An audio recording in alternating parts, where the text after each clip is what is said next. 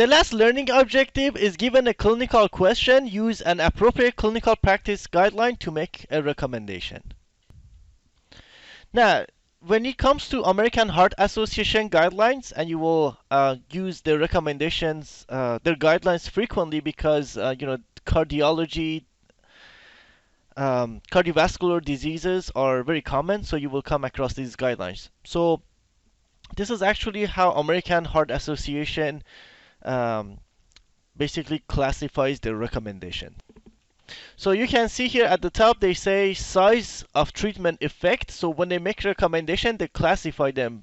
So you can see the here the second column is class 1 recommendation. Then they have class 2A recommendation. Then they have class 2B recommendation, and then they have class 3 either no benefit or class 3 with harm recommendation. Now here's how they define it.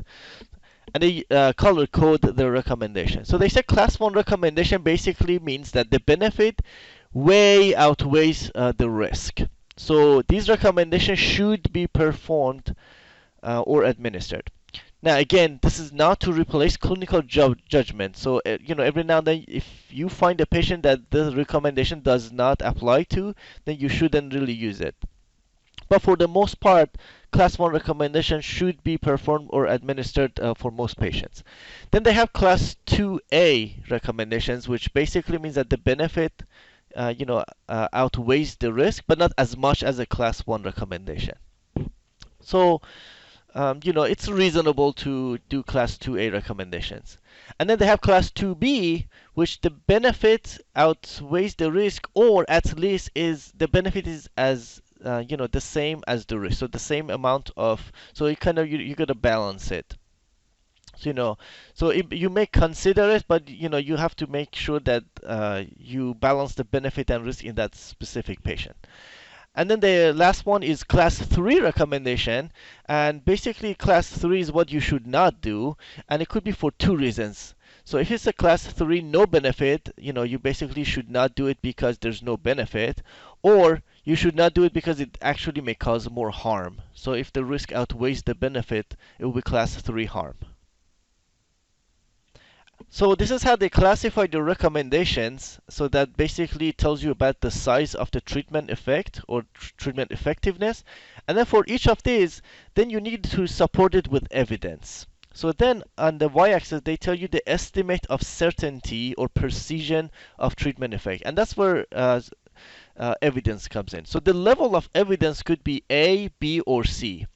And when they talk about level of evidence A, they basically means that multiple populations has been evaluated, and the data has been derived from multiple randomized clinical trial or meta-analysis. So if you remember the level of evidence, or I should say quality of evidence pyramid, these are relatively high on the pyramid. So when you have a recommendation that is the level of evidence is A, that means it's well supported with good quality evidence. So a recommendation could be class 1A, or it could be 2A, level of evidence A, or class of recommendation 2B, level of evidence A, or it could even be class 3 with level of evidence A. So it doesn't matter what classification is, if you have good quality evidence for that recommendation, it will be level of evidence B. And then for any of them, you can also have level of evidence B, and that basically means that data derived from a single randomized trial or from non-randomized studies. And then we have level C evidence, which basically means consensus opinion of experts, or from case studies, or if it's just standard of care, this what we've been doing even though there's no evidence. Now let's take a look at how we actually use this. So here I have the Endocarditis Guideline from American Heart Association that we found earlier.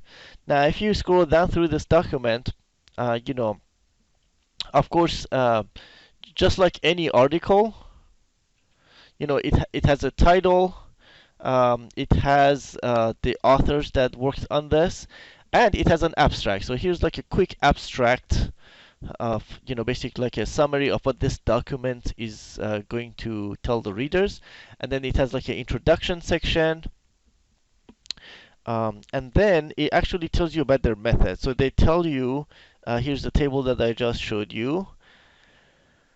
So they tell you how they evaluated the evidence, and then if you scroll down, then it has sections where it makes recommendations. So here's the first part.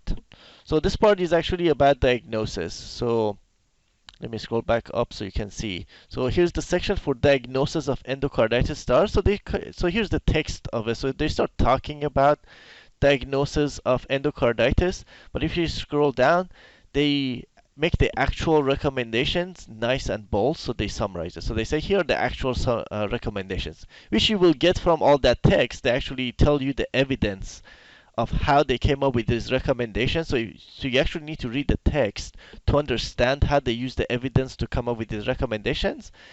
And then if you're in a hurry to come up with the answer, here's the summary. So they tell you, here's the recommendation. So recommendation number 1, again, you guys have not learned endocarditis, so don't worry about what the recommendation actually is. I just want you to understand the format of this recommendation. So they make a recommendation. So here's a statement. At least 3 sets of blood cultures obtained from different venipuncture sites should be obtained. With the first and last sample drawn at least 1 hour apart. And then they tell you this is a class 1 recommendation, so that's the green column. And then they tell you the level of evidence A. So that's how you know that, well, this is a class 1 recommendation, so the benefit way outweighs the risk, and it's based on good quality evidence. The same is true with the second recommendation, and if you scroll down, actually they only had 2 recommendations. So let's go to another section. Okay, so here's the next section. So they only have 1 recommendation for the next section. So the next section is actually echocardiography. So for this, they only have 1 recommendation. And again, this happens to be a class 1 recommendation, but in this case, the level of evidence is B. So still, good quality evidence, but it's not as good as level 1. Now let's keep scrolling down, go to another section. So this is a good one. So here's a recommendation, and they tell you that, okay, so don't worry about, what TTE is. Just understand the format of this. They tell you that this recommendation, this statement that they just listed here, is a class 2A recommendation, and the level of evidence is C. So it's kind of like an expert opinion. So, that's how you would interpret. So, when you use a guideline and you use the recommendation, you should also pay attention to the class of recommendation and also level of evidence. Now, let's take a look at an example of a guideline from IDSA. So I'm going to search for pneumonia guideline. So if you just search PubMed for pneumonia, again, so if you just type pneumonia, note that it will give you 142,000 results. So use your filters to your advantage. So I'm going to add guideline. So if you look for guideline and you add guideline filter and then you select it, so now it's down to 322. I'm also interested in guidelines in English, so if you click on additional filter and choose language and click show, and then I choose English, and it's down to 229. And then I want the recent guideline. I'm going to choose in the past 5 years. So now it's down to 51. Now, let's see. I read the first one, which definitely has pneumonia in the title. Now, this happens to be the European guideline. So I'm interested in the guideline in the United States. So I'm going to skip this one. The next one that has pneumonia, this is a specific kind of pneumonia that I'm not looking for. This one is in children, so I want to see the one in adults. Nothing says pneumonia. This is again, this is not the pneumonia I'm looking for. This is a PCP. The same with these two. Now this one, it says streamlining safety data collection. That's not what I'm looking for. And so remember I said IDSA is the organization that makes the guideline. So now I see IDSA. So you see, so within the first page of my search results, I was able to find the guideline. So number 20 is, so I see the keyword IDSA. I know IDSA is the organization that makes the guideline. And it says, actually, this is a cocci. So the problem with this one is it doesn't say pneumonia. So we gotta keep searching. So that was for cocci. And if you go to the next one, now it says pneumonia. It says pneumonia and it says IDSA, so Infectious Diseases Society of America. So this was actually item number 21. So if you click this, now I know this is management of adults with hospital-acquired and ventilator-associated pneumonia. This is the 2016 IDSA guideline. So which is nice. Now I went through PubMed through the Loma Linda University, so now you can see there are three icons here. So if I click on the Oxford, this will actually take me to the Clinical Infectious Diseases Journal. So Clinical Infectious Diseases Journal is the official journal for IDSA. Now this guideline is also available. The full text is available for free through PubMed Central. So if you wanted, you can also click on PubMed Central. And if you want to get it through Loma Linda University Library, you can actually click this icon. So I'm just going to click on the Oxford one to see if it's actually available for free through the journal. And it will take me to Clinical Infectious Diseases Journal, which is again IDSA's official journal. And it turns out this actually is available for free on the journal. So you see the free, and you can actually get a PDF of it. So if you click the PDF here, it shows you the PDF. Okay. So now I have the guideline open. Now let's navigate it. Again, this is like just like a normal article. So it has a title, it has the name of the authors, it has like a abstract summary, and then another thing that's important about this, they actually give you an executive summary. Executive summary basically means first they're just going to give you a summary of all of their recommendations, and then they give you the full text. So if I make this smaller, so you can see the executive summary has all the recommendations. So these are all recommendations, page after page of recommendation. So that's nice. If you're in a hurry, it has all the recommendations at the top of the document. But then you're interested at the actual evidence for all of this. So that's why you need to go past the executive summary. Now, so the executive summary ends here.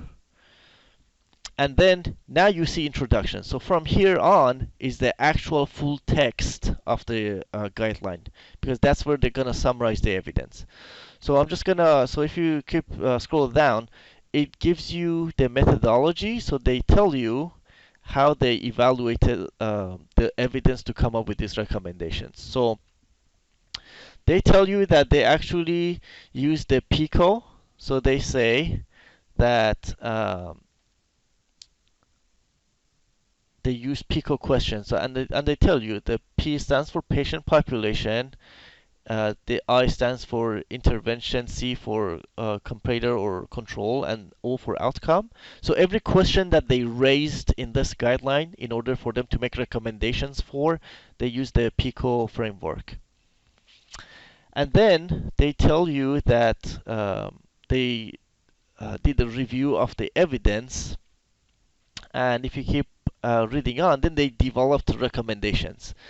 So they say that all recommendations were labeled as either strong or weak. So remember how American Heart Association uses class 1, class 2A, class 2B, and class 3?